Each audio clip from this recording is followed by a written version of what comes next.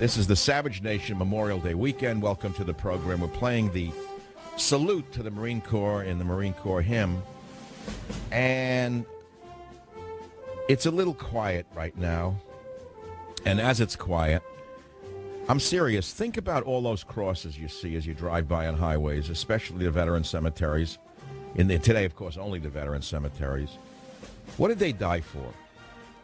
Did they die storming the beaches of Normandy along with the other troops? Did they die at Khe-Sanh?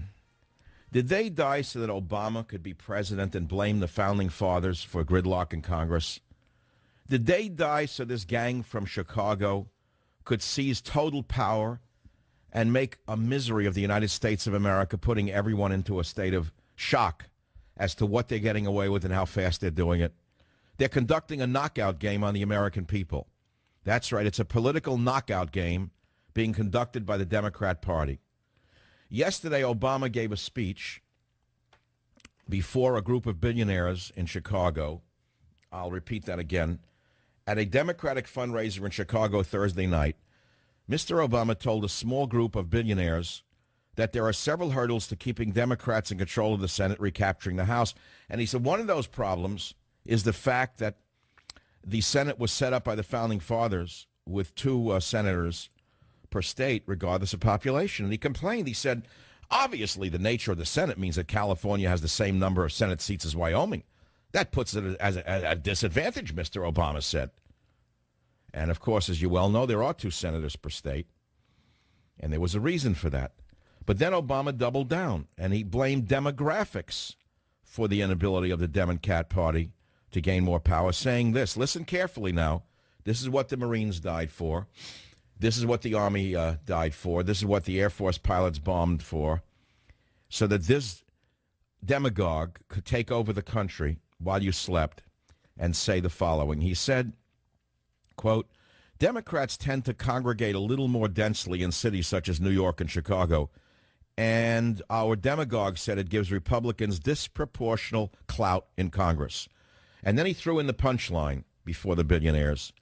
Quote, so there are some structural reasons why, despite the fact that Republican ideas are largely rejected by the public, it's still hard for us to break through, Mr. Obama said. Now, what he's doing here, of course, is now blaming the Constitution and the Founding Fathers for his failures and the fact that the American people can see that the king has no clothes. He's setting it up so that they finally don't blame him. He's always passing the buck. Harry Truman said the buck stops here. Obama will be remembered for many things, but one of the things he should be remembered for is saying the buck stops there. It's always someone else's fault. It's never his policies that are so out of the ken of normalcy in the Democrat Party itself. It's someone else's fault. And now it's the Founding Fathers and the fact that there's two senators per state. Well, actually, in the state of California, I wish there were 6 senators. Then maybe I'd have a representative. Barbara Boxey, the bagel, doesn't represent me. Di-Fi, the insider trader, doesn't represent me. I have no senator. I haven't had a senator in the state of California since I moved here in 1974. I haven't had a congressman representing me since 1974, the year I moved to California. It's a state owned wholly by the monopoly called the Demon Cat Party. But you don't want to hear this. It's a long weekend. Either you're in your car, I don't know where, on the way to the airport, you're getting ready for your slathering of the beef, the gathering of the grief. You're getting together for the family weekend, which is nice. It's always good. You look forward to it till it actually happens, and then nothing is ever what you hope it is for most of us. That's the way life is. Life is a series of hopes and dreams that come crashing down around our feet, which is why it's good to be bipolar and always expect the worst, because you'll never be wrong and you'll never be disappointed. I had a friend who was driving a couple of hours yesterday who was listening to the Savage Nation the whole day, and he said, I couldn't stop listening. He said, everything you did was captivating. He said, all the sound. He said, all the pauses, all the music. He said, even when you got angry, it sounded mirthful. I don't understand it. I wasn't trying to be mirthful. When we talked about the white privilege conference, I was really trying to alert the listeners to what they're supposed to do. But he found it not funny, but intriguing and captivating. And so what can you do? That's what I do. Basically, it comes down to the world as I see it. And let me tell you a little story. Most people are not tuned into politics right now at all. No matter where you are, no matter how political you are, there's only so much you could take, which is why Fox's ratings are down. They were way down on primary evening on Tuesday, and they're a good bellwether of where the people are at. They didn't care. They can only take so much of Dem versus Republican. If I said the Gobbler beat the Tea Party, most people don't even know who the Gobbler is, nor why it's important. The Gobbler beat the Tea Party in Kentucky. The Gobbler, Mitch McConnell, the guy with the gullet. I'm nothing against him. Actually, I'm glad the Gobbler won. The thing is this. There's room for all of us on the right side of things. You don't have to kill one side to have the other thrive. And so I don't know that I want to do this part of the show today. In fact, I'm going to talk about some other topics. Here's one. Cal graduate sues In-N-Out over spilled coffee. That's right, shyster lawyers again. A UC Berkeley graduate who was severely burned after spilling hot coffee on her lap filed a lawsuit Thursday against In-N-Out Burger, claiming employees in Oakland refused to call an ambulance. Hetty Chen, she learned the racket well. Hetty Chen, a UC Berkeley graduate. They didn't teach me how to sue when I got my PhD from Berkeley. I actually had to do something, but I guess Hetty Chen must have studied the law. And she learned that if you spill coffee on your lap, you can blame the restaurant.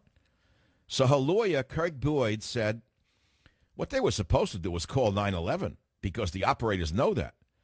There's a policy of not calling 911, and therefore they violated their duty of care to customers. So this wench spills coffee on her lap and then sues In-N-Out Burger. 10 o'clock at night when she and a friend stops at the In-N-Out Burger drive, whatever, for coffee and a sandwich. The lawsuit alleges that the employee handed Chen, who was wearing short shorts, an excessively hot paper cup with no protective sleeve. I guess the shyster lawyer can next sue when they give a lukewarm cup of coffee to someone and say that they didn't give her the proper hot coffee. I guess the shyster lawyer can then say the coffee wasn't hot enough. See, this is what happens when you let degenerates into the law profession. I've done show after show on the low level of people going into law schools. You don't understand the law was never intended to be subverted like this by these low-life shyster lawyers. You don't understand that. These tort lawsuits are a distortion and perversion of law itself. That's not what the law was written for. Do you know that in Europe tort lawsuits don't exist? You don't know that. All the libs who say they love Europe so much really ought to import some of that part of the legal system from Europe. Yeah, they ought to say no tort lawsuits permitted in America, and then 98% of the lawyers in this country would have to find a legitimate job. And so this is what happens. Cal graduate sues over spilled coffee.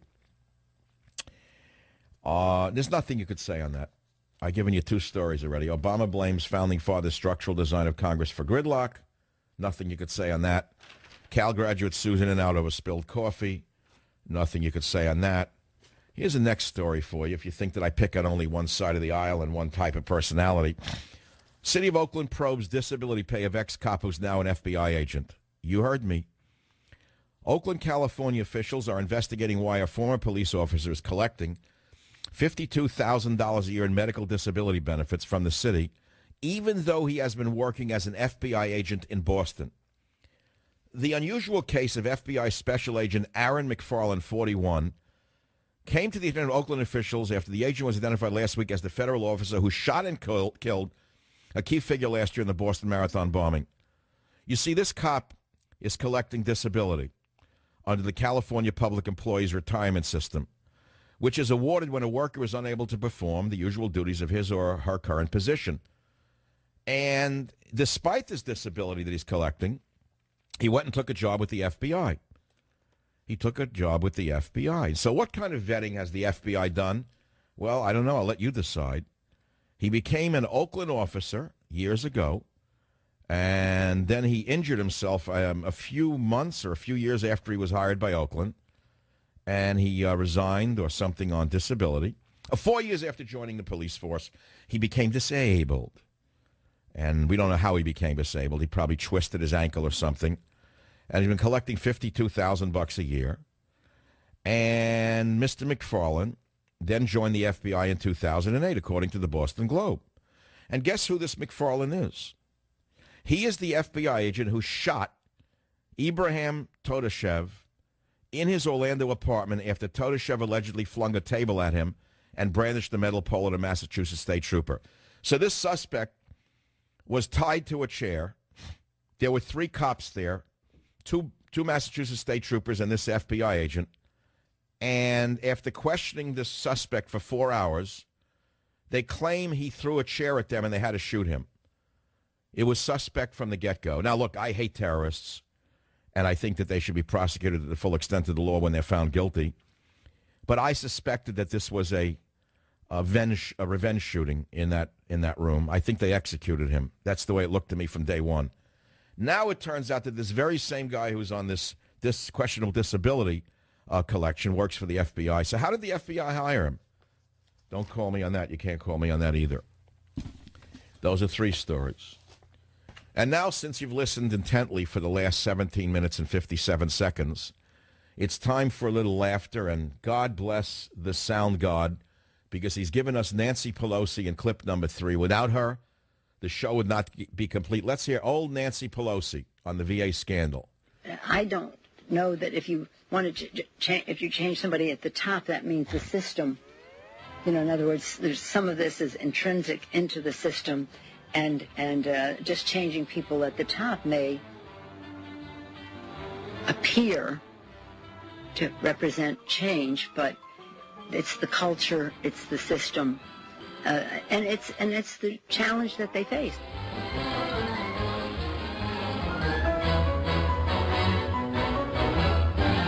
Emphasis on the word face.